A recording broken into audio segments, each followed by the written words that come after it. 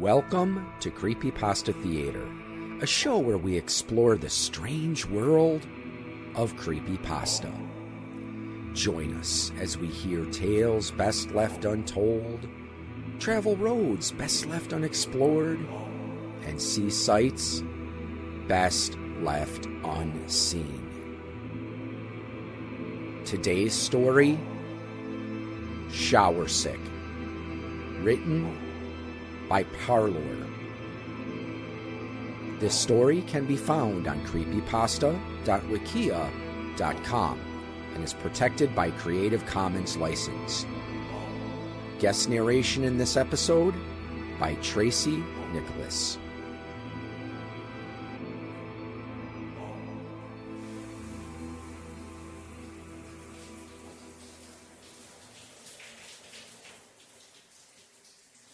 He wasn't quite sure how to describe the smell. It wasn't so rank as to warrant his full attention, but at the same time it always persisted. It was like a mosquito in a way. It was only annoying if he paid attention to it. And like any mosquito, Sam couldn't help but pay attention to it. The water steamed as it touched his skin, running down his slicked back hair. It wasn't boiling water, but it may as well have been. Every study in the world could prove that hot showers were bad for you. It didn't matter to him. The shower was a place of reflection after all. And if Sam had to be alone with his thoughts, he would rather be comfortable while doing so. Thankfully, I won't be alone for much longer, Sam thought to himself. He smiled as he pictured her face in his head, short, cute, and willing to spend the night. Just what he wanted out of a first date. I really wouldn't call it a date per se. If it were a date, we'd be going somewhere, but what's her name again? Erica. Erica is coming straight here, which means we get a little more fun than we would on a traditional date. Sam glanced to his right at the bottle of shampoo resting on the shelf. And it also means you gotta get ready and stop hogging all the hot water, hotshot. Sam moved for the faucet, but stopped. His nostrils flared as he picked up on the smell. He had done well to push it out of his attention span so far, but it hit him full on that moment. He couldn't put his finger on it. He could smell it, that much was for sure, but it was distant somehow, faint, like someone a few doors down was decomposing. A strong odor, but one that hadn't quite reached him just yet. I bet something died in the walls, a mouse or something. Though you'd think something like that would be a bit harder to smell from the shower.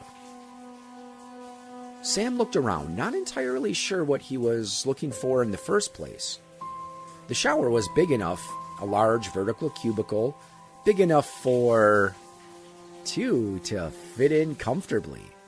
A purchasing point Sam had picked up on keenly, but not so large as to fit any potential harborers of the stench. Unless it's me? Sam stepped away from the shower head for a moment, raised his arm, and took a quick sniff. He nearly recoiled in disgust as a result. Yup, it's me. Damn, I thought I shampooed already. Guess another round won't hurt, especially for Erica's sake. He wasn't so sure why exactly he was so concerned with impressing Erica.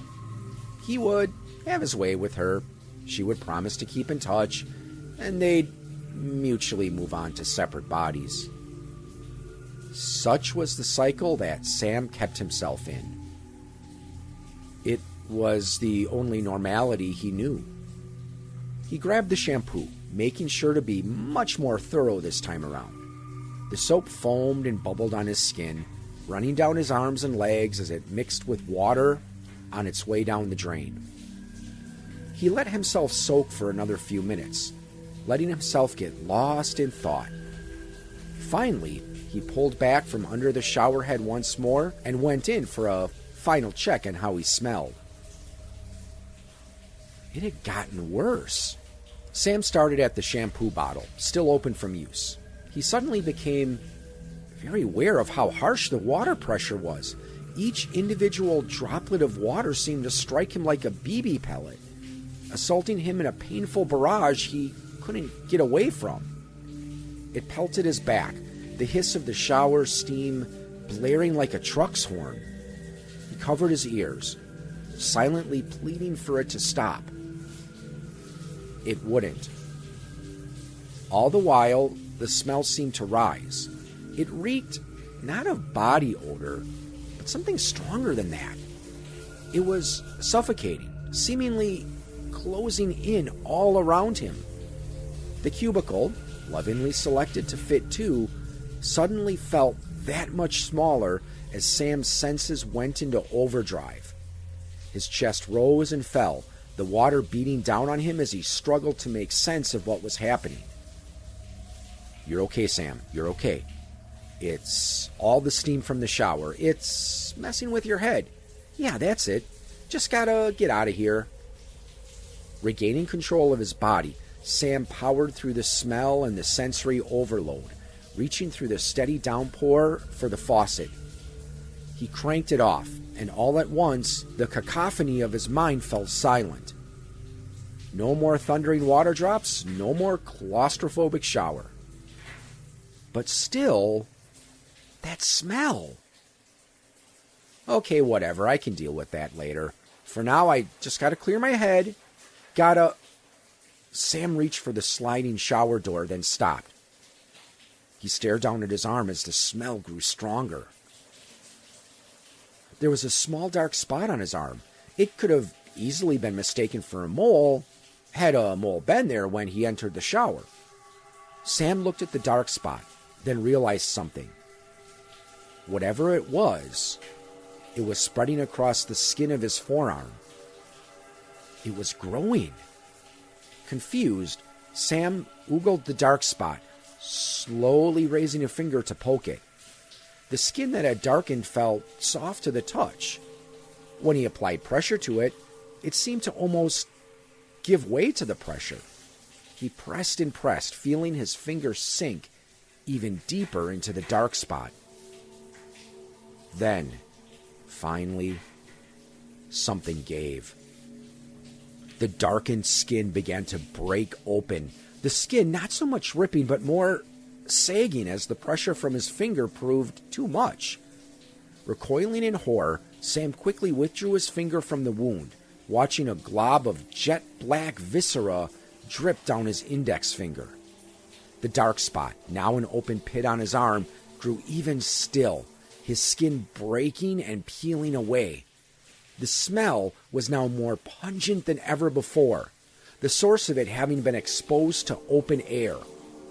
His hand shook as blood began to flow down his fingers, growing cold as he slowly began to lose control of it. The rot had corroded his arm all the way to the bone, leaving his forearm up hanging limply as Sam struggled to get his head straight. What the fuck? What the fuck? What the fuck? He backed away from the door. In shock, there was no pain, but the fact did little to remedy the situation. Sam lost his footing, slipping on leftover water from the hot shower. He went spiraling to the ceramic floor, howling in agony as he felt a sharp pain in his leg. It fell under the rest of his body weight, jerking reflexively for a moment before going limp. "Help!" Sam shouted instinctively. "Somebody help me!" He gasped, doing his best to conserve his breath. Erica wouldn't be arriving for at least another hour. Mustering all the strength in his remaining arm, Sam propped himself up just enough to get his leg out and examine it. The bone piercing through the skin was the only diagnosis he needed. Sam could hear his heart beating in his chest. His mind began to race, imagining all the worst-case scenarios as he scrambled for a solution. I'm going to die in here, and nobody will find me. Erica's going to have to cancel, and they won't find me for weeks. Sam's hyperventilating was interrupted by an observation, a sight so shocking it almost sent a jolt of focus into his scattered brain. His leg was moving. More so, it was moving away. The area around the breakage had gone black with rot, just as his arm had, only this was different. Instead of simply crumbling away, the black material was moving, writhing, and squirming as if it were alive. As the corrosion began to separate Sam's leg from his knee, a set of sinewy black tendrils wrested themselves free from the open wound. They flailed about as Sam covered his mouth in horror, his eyes welling up with tears. The tendrils began to push against the pristine white floor, leaving behind a trail of the same black tarish substance that coated Sam's arm wound. Pushing and pushing, they began to control where his rotting leg was going. This isn't happening. This isn't happening. Sam struggled to bring his brain to reason. This is a nightmare, Sam. You're going to wake up, okay? You're going to wake up. Sam began to back away weakly, sliding what remained of his body toward the front of the cubicle as his body creaked in agony. He raised his remaining arm, now slowly becoming peppered with its own dark spots, up to the wall, desperate for anything to help himself up. He found the faucet with his grip, and using what little strength he had, pulled on it hard, hoping to pull himself up. As the barrage of droplets fell once more, Sam noticed something. The smell had dissipated, if only slightly. No longer as rotten and odorous, it was as if it had been when he first started showering, only a faint nuisance that he could tune out if need be. He stared down at his leg, only to find that it had stopped. The tendrils were prone on the ground as the water beat down on them. Then, slowly, they began to move. It was about 1/100th of their previous speed, but the tendrils were adamant to move once more. Only this time, the shower water was slowing their progression. It was slowing the rot. Sam looked at his remaining arm. The dark spots were there, but they weren't growing or advancing in any way. Then, after a moment, he could make out a faint spread of one of the spots, as with the tendrils. However, it was noticeably slower now. The cubicle began to fill with steam as Sam weighed his options. If I turn the water off, I'm a dead man, but I've got to get help somehow. Sam backed against the wall, sinking to the ground as he watched the tendrils push away his severed leg. They were still on the move, slowly but surely. His arm, his rotted arm, was completely dead. He was certain it would have fallen off by now, though he suspected that the water had something to do with its preservation. If he could call it that. It hung loosely by a single strap of skin and muscle, dangling at his side, as if to mock him. I'm not gonna die in here, Sam said out loud. There's a way out of this, whatever it is. This water gives me time to think, so that's what I'm going to do. Do you hear me? Shouted Sam again to nobody.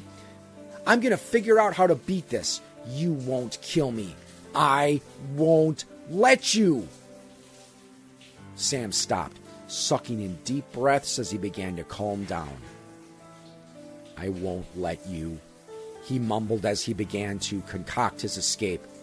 The steam encircled him, the water bearing down heavier than before. He was safe in the water. He was safe in the steam. He was safe in the shower.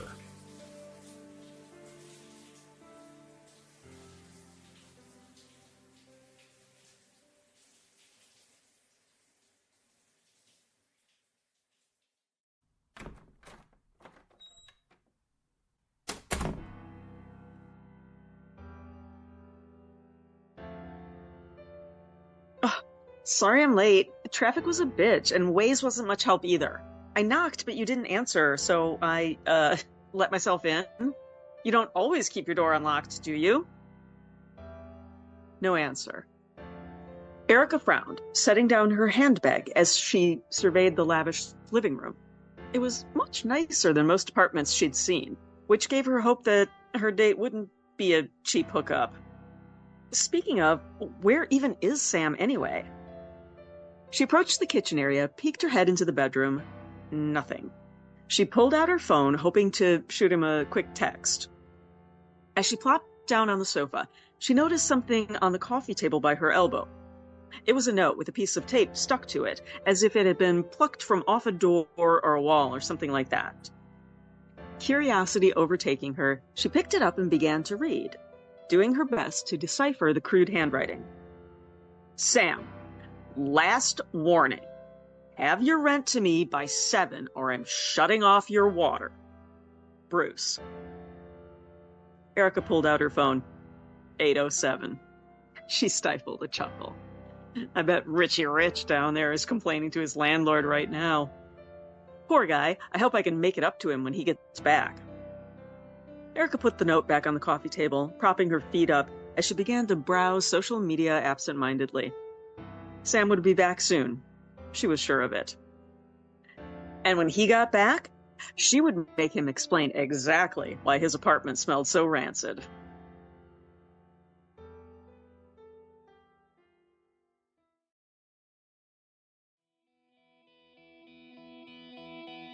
You have been listening to a presentation of Point of Insanity Game Studio. Visit us on the web at poigamestudio.com.